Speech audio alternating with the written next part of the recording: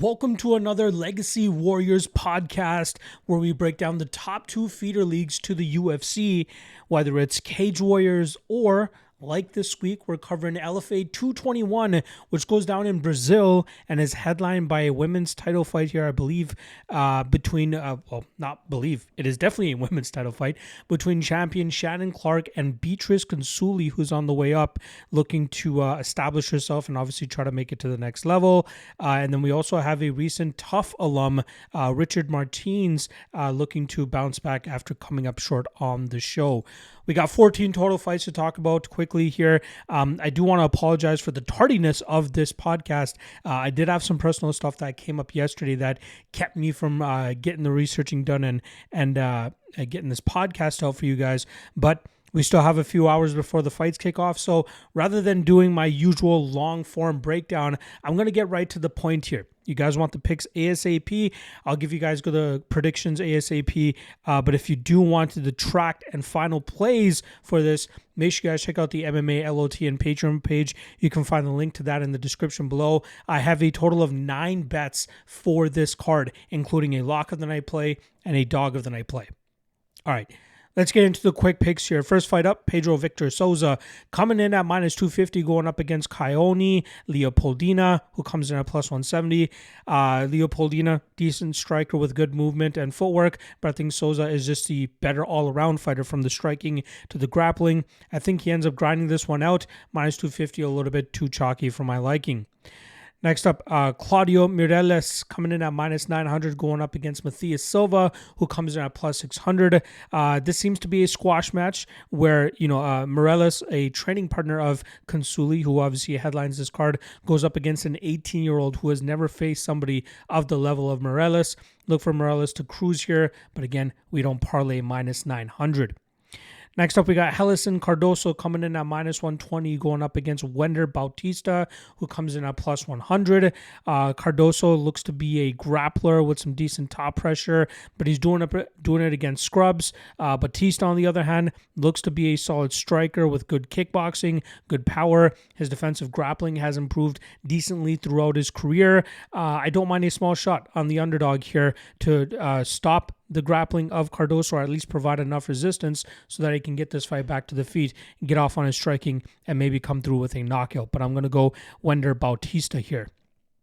All right, next up, we got Breno Yuri Santos coming in at plus 140, going up against Thiago Horacio, who comes in at minus 160. Santos is a guy that's still kind of carving out his own style. He's gone from being a grapple-heavy fighter to being a little bit more methodical with his striking, but I think Horacio is the better fighter. I think he'll put a pace and pressure on Santos that Santos is not comfortable with, and that should lead to Santos slowing down and Horacio picking it up in the later parts of this fight and eventually finding a late finish. Next up, we got Anderson Xavier coming in at minus 110, and then Tunes Leandro obviously coming in at minus 110. Pick 'em price here, but I do like Xavier as I think he is the better grappler, even though Leandro might be the better striker, but I just don't think that Leandro is as threatening in the striking realm as Xavier will be in the grappling realm. Look for Xavier to wear him down and eventually find a submission in the second or third rounds. Next up, we got Romana Toscanelli coming in at minus 350, going up against Milena Galvao, who comes in at plus 285. Both these women are BJJ black belts. Galvao trains alongside Denise Gomez, who obviously fights tomorrow for the UFC.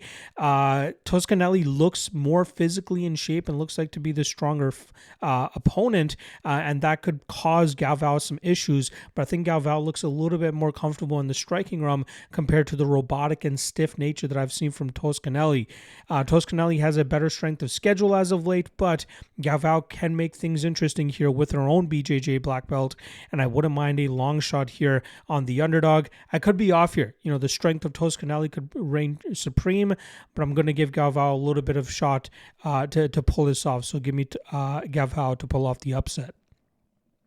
Our next up, we got Luis Enrique Pacifico coming in at plus 170, going up against Matias Soares, who comes in at minus 200. I've been big on Soares in the past. Obviously, came up short in his last LFA appearance against Maxon Lee, who had a huge size and reach advantage over him, and he couldn't get off on anything. But I think this is a good matchup. This is a fun matchup between two guys, but I think Soares is the better fighter. I think he's the better striker. Good pocket exchanges, good timing on his counters, very good defense as well. And I don't think Pacifico has fought somebody of Soares' level. Look for Soares to counter Pacifico effectively, chew up the lead leg, maybe come through with a finish. Also, I do want to say, I believe the odds actually have come in closer here where Soares is roughly around -150 now. So at that line, I wouldn't mind a shot on him. Next up, we got Gabriel Vinicius coming in at -700 going up against Yuri Anselmo, who comes in at +500. Vinicius should win this fight, but I think twice about paying this type of chalk, as Anselmo is a fun and badgering striker that could give Vinicius problems on the feet if Vinicius can't get him out of there early. I think ultimately Vinicius' physicality and grappling edge will allow him to really wear on Anselmo and come through with a finish, but again, -700 a little bit too wide for this fight. Next up, we got Gustavo Guilherme coming in at +155 going up against Gustavo Souza, -180. The battle of the Gustavos here, but I think it's Souza with the nickname Jones, as I believe that he is trying to tap into that John Jones type of nickname there. But very good kickboxer, 28-6 record, I believe it is, with his 60 knockouts in the kickboxing world, 4-0 as a pro, showcases great defensive grappling as well, even when he's been put in bad positions. And I think he is the far superior striker here, and I think that he'll eventually be able to find the finish against Guilherme and snap Guilherme's 3-fight winning streak. Next up, Lucas Gouveia, coming in at -140 going up against Sevalho, who comes in at +120. Fun fight here between two guys that like to let their hands go, but I think Gouveia has a little bit more power, and I believe his ability to keep Sevalho on the back foot will be able to benefit him here. I'm fine with a small shot on Gouveia, but can't go super hard on this spot. Galvao is further along than most fighters at 19, but I still believe he still has a lot of work to do, and he'll come up short against the more experienced fighter. Our next up, we got Luan Pedroso coming in at -170 going up against Diogo Sotero, who comes in at +145. Pedroso is a guy that likes to utilize a flashy kicking style from distance, but also has a grappling style that he has used to grind out recent opponents. I expect him to utilize that effectively here against the long, lanky style of Sotero, who might be looking to snipe Pedroso from distance, but I think he's going to struggle to keep Pedroso off of him, and that should allow Pedroso to grind him out. The over 1.5 in this fight is also not a bad spot. Next up, Reginaldo Jr. coming in at -1250 going up against Natan Mota, who comes in at +800. Jr. is the more skilled fighter, but his cardio is always going to be a concern to me unless I see him go into deep water multiple times and not look as beat as I've seen him in the past.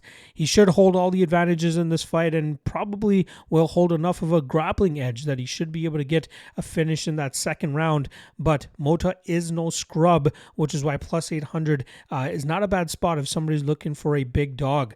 I'm picking Jr. to win, but I'm going to reserve, shooting off on a big dog here on Mota. Again, +800 should be reserved for tomato cans. Mota is not a tomato can, so he could provide Junior some issues in the striking room if Junior starts to gas out, but I think Junior wins this fight. Regardless, we don't parlay -1250. All right. Next up, we got our Guillermo Delmandes, who comes in at +600 going up against Richard Martins, who comes in at -900. Delmandes, a can crusher of many sorts. The combined record of his the last 10 opponents he faced before coming to the LFA a couple years ago was 38-80. Fell short against Geraldo Neto, who submitted him in the first round, and then after that pulled off a 3-fight winning streak against fighters with a combined record of 27-37, one of them having a 1-14 record, which is absolutely atrocious. But Delmandes, headhunter, if he whiffs at air too much early, he ends up gassing out, and opponents end up finishing him, and I think that's exactly what Martins will do here. When I first started this fight, the under 1.5 was at minus 180. Now it's all the way up at plus 600 for good reason. This is a guy that does not go to the scorecards often at all, and I believe a lot of that has to do with Delmandes just being a headhunter and gassing out if he can't get the finish within 2 or 3 minutes. Look for Martins to weather the early storm, then put it on Delmandes, and eventually getting that finish. I'd be surprised if this trickles into the second round. All right, that brings us to the main event now for the LFA title, as we have champion Shannon Clark coming in at plus 185, going up against Beatrice Consuli, who comes in at minus 220. Clark admitted last time around that when she won that fight against Cheyenne Bowers in January, she didn't believe she won the fight. She ended up winning by split decision in a very close, grindy matchup. But I think she's going to struggle here against Consuli, who is the better technical fighter from the striking to the grappling. It could be the physicality of Clark that caused Consuli some issues, but I really think Consuli can stay away from most of that physicality, utilize a speed advantage, utilize her technical advantage, piece up Clark, maybe find a finish. So the plus money on the under 4.5 may not be a bad spot, but we see how lost Clark looks on the feet when she can't get to her smothering grappling style, just as when we saw her get finished as a minus 800 favorite on the Contender Series just the other season. So I like Consuli here. She's taken some steady action over the last 24 hours, and rightfully so. I'm going to go and new LFA champion Beatrice Consuli. All right. Appreciate the love. Appreciate the support, guys. I'll be back with a few other segments later on today. I'll be dropping the Jackson McVeigh and Zachary Reese breakdown, since that fight just got put together on very short notice. And then we'll have the Lockheed two-step Lockheed Trinity and the prop drop. So make sure you guys hit that subscribe if you haven't already, and check out the YouTube page for all the content that I got for this week's cards.